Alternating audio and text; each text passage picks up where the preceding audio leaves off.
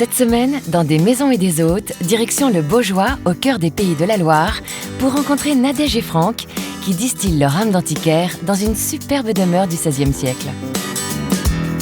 Rendez-vous ensuite avec François, entre Provence et Camargue, pour profiter de cette maison d'hôte installée dans un cadre reposant entre cigales et piscine. Enfin, nous irons dans le Nord-Pas-de-Calais, rendre une petite visite à Philippe, qui a retroussé ses manches pour remodeler entièrement l'intérieur d'une maison de maître issue du patrimoine minier. Sans plus attendre, prenons la route de Baugé en Anjou, entre La Flèche et Saumur, pour retrouver Nadège et Franck.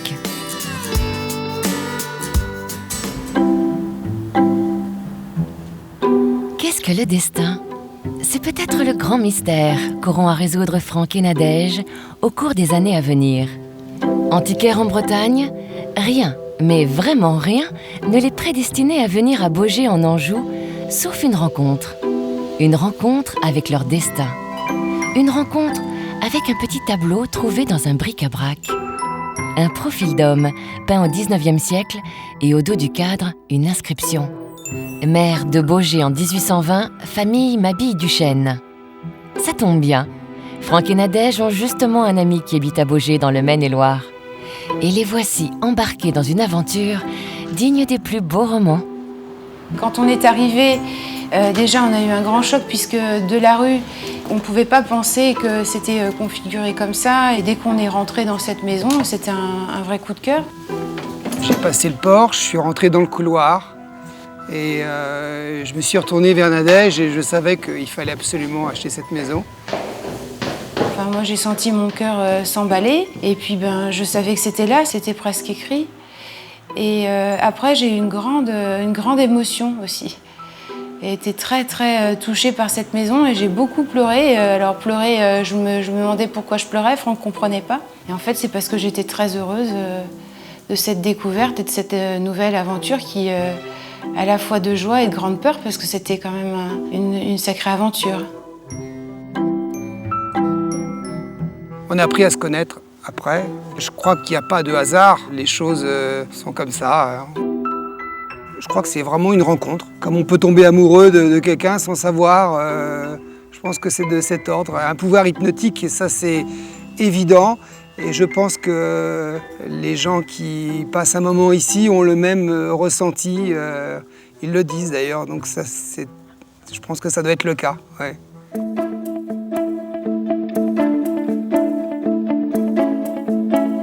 Très vite, on a eu cette idée de maison d'hôte. On a passé beaucoup plus de temps que prévu à faire les travaux de la maison. Ces 8 ans de travaux de restauration, on a quand même travaillé beaucoup à 4 mains. En fait, le regard que les gens portent sur la maison, c'est pour nous une si grande reconnaissance, parce que c'est un lieu vraiment qu'on avait envie de partager. Je pense qu'il fallait aussi du temps pour arriver jusqu'aux chambres d'hôtes aujourd'hui. C'était une ancienne auberge déjà au XVIIe, l'auberge du Grand Dauphin. Et c'est vrai que ce lieu, on sent que la maison est heureuse. Et d'ailleurs, nous aussi, on est heureux que les gens aient un joli regard quand ils descendent. Merci. On trouvait que ce face-à-face, enfin, avec notre habitation et la partie dépendance, on trouvait ça amusant de servir les petits déjeuners dans les box, dans les écuries, et puis redonner vie au lieu. On avait vraiment envie de partager notre passion, c'est-à-dire pas jouer le rôle d'antiquaire, mais aussi de montrer qu'on n'était pas du tout has-been, de vivre avec des antiquités, qu'on pouvait avoir un regard contemporain. Il y a eu des choses qui ont été faites par des artisans, mais on a aussi fait beaucoup de choses. Tout ce qui était démolition, ça c'était assez simple de casser, voir ce qui pouvait être gardé. En fait, on y allait très doucement. On était vraiment guidés par cette maison. Elle nous a appris, puis on a pas mal aussi bougé, observé, lu. On ne peut pas faire tout et n'importe quoi. Il ne faut pas la choquer et elle nous a fait grandir aussi parce qu'on a beaucoup appris sur le respect d'un bien, sa restauration. C'est comme la restauration d'un tableau. C'est plein de petits détails qui donnent d'un seul coup une image différente d'un tableau. pour une maison, c'est exactement pareil. C'est par petites touches et d'un seul coup, on arrive à un ensemble, mais tout se fait tout doucement. Pour nous, on a passé 8 ans, mais que par petites touches, jusqu'à arriver presque aujourd'hui où il reste encore des choses, mais je crois que le plus gros est fait.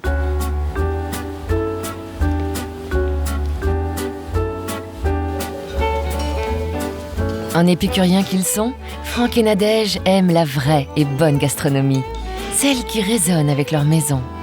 Et quoi de plus pratique qu'une excellente table à 2 minutes de chez eux?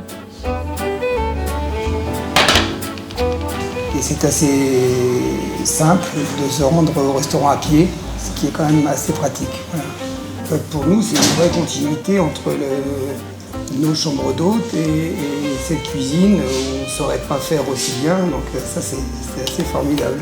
Pourquoi faire à manger quand on a un restaurant aussi proche de la maison?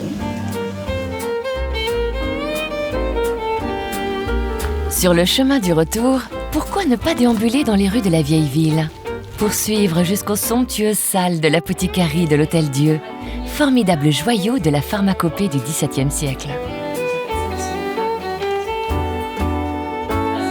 Et pour les plus courageux, partir à la découverte d'une campagne qui laisse pointer d'étranges clochers tordus, des églises romanes dans lesquelles se dissimulent de magnifiques fresques murales. L'histoire. On est toujours plongé dans l'histoire avec Franck et Nadège. Une vraie machine à remonter le temps. C'est vraiment une maison qui a été aimée. On sent que les choses ont été remaniées, mais tout en douceur. Et finalement, les siècles cohabitent bien. Le plus beau compliment qu'on puisse nous faire, c'est qu'en fait, tout est resté dans son jus. On est intervenu partout, mais tout en cultivant à chaque fois la période, l'époque. Et c'est vraiment le plus beau compliment de nous dire que finalement, on n'a rien fait finalement. Alors, au départ, c'était plus sur l'architecture, et puis maintenant, on essaie d'apprendre aussi sur le jardin. Donc on visite beaucoup de jardins. Franck et Nadège, en parfait maître de cérémonie, prolongeront ce délicat voyage dans le temps jusqu'au bord de la Loire. Embarquez et laissez votre esprit flotter.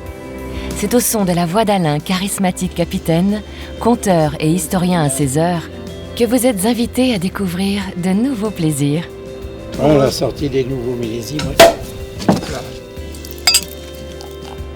Le fait de vivre dans cette maison, c'est un peu comme une bulle, on est un peu hors du temps, préservé aussi d'un monde un peu parfois trop agité. On adore aussi la rencontre, la découverte, l'arrivée des gens, des petits bouts d'histoire comme ça qui sont très enrichissants, qui donnent de beaux souvenirs. Effectivement, on a découvert, c'est quelque chose de tout récent pour nous, mais ce qui est quand même assez sympa, c'est quand ça sonne à la porte, autant pour eux que pour nous, c'est une nouvelle histoire qui commence. On apprend beaucoup sur les gens et sur soi-même également.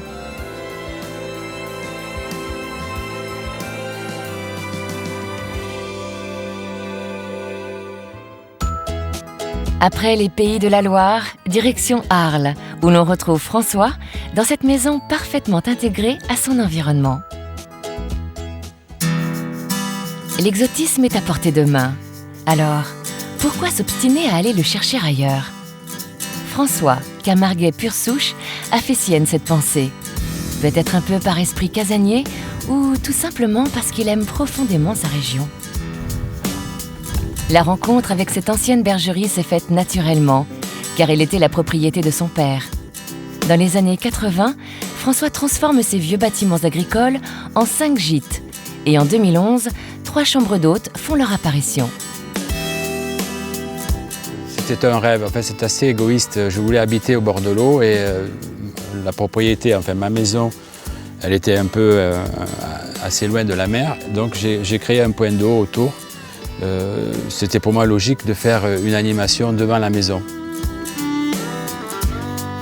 J'ai fait ça vraiment aussi parce que j'en avais envie, c'était vraiment un souhait et j'ai fait en sorte que ça paraisse le plus naturel que possible. C'est peut-être un petit peu un effet de mode aussi, ça plaît beaucoup aux gens. Et ça crée une vie, une ambiance différente en fait. C'est un peu comme quand on est dans la maison et qu'on a une cheminée, le feu c'est attirant et là l'eau est attirante aussi.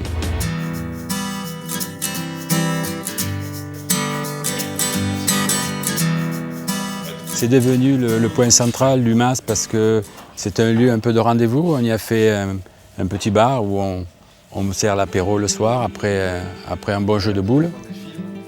Et ça nous sert aussi quand il fait beau, en fait, durant l'été, pour servir les petits déjeuners. Et si toutefois le temps ne le permet pas, ben, on se replie à l'intérieur, dans le salon. Mais c'est un espace assez convivial.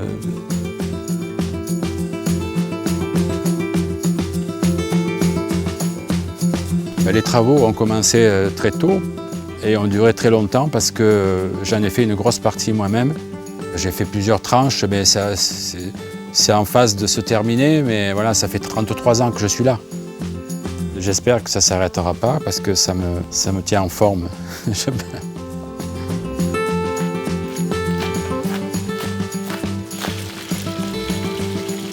Et ici, en fait, c'était des anciennes caves avant que mon père achète. C'était 3 bâtiments qui se collaient. La partie du milieu étant assez ancienne, il fallait la refaire.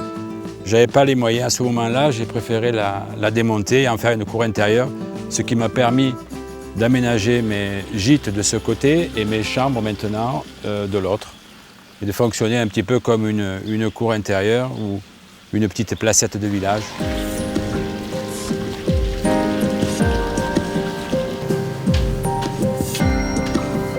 Voilà, là on est dans la chambre numéro 1. En fait, nos 3 chambres sont décorées assez contemporains. Ça change un petit peu de nos gîtes, mais bon, ça c'est un souhait à Marianne et à moi. Au tout départ, ça devait être un grand appartement et c'était trop grand pour espérer le louer. C'était préférable de le partager, donc ça s'est un peu imposé comme ça. On l'a partagé en 3 parce que ça faisait à peu près l'espace voulu pour chaque chambre. Alors il y a les 2 chambres, la 1 et la 3, qui ont une petite terrasse privative d'une 50aine de mètres carrés. Il y a des gens qui souhaitent être un peu plus à l'écart et être tranquille pour soit bronzer, lire ou boire quelque chose sur la terrasse à toute heure de la journée. Tous les goûts sont dans la nature. François le sait bien. C'est pourquoi il propose ces 5 gîtes au style très différent.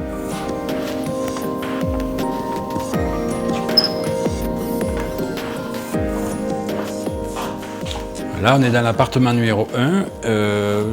La décoration est beaucoup plus axée Provence avec des meubles de récupération. On a démarré doucement avec des meubles qu'on chinait à droite à gauche, peut-être pas trop cher au début. Et puis petit à petit, on a privilégié le confort. D'abord pour la literie qui est entièrement neuve et puis les fauteuils, les assises aussi. Ça doit faire une vingtaine d'années qu'ils sont créés ces gîtes. Une ambiance provençale que François aime prolonger avec ses hôtes. Leur faire découvrir les beautés de sa Camargue natale, avec un guide particulier et forcément exceptionnel, puisque c'est son petit frère. Déjà, nous, on est en plein cœur de la Camargue, donc tout ce qu'on peut trouver en Camargue, en commençant par les taureaux Camargue, les chevaux Camargue, et puis ensuite, suivant l'époque où ils viendront, toute la différente faune et flore qu'on peut observer à toutes les diverses saisons en Camargue.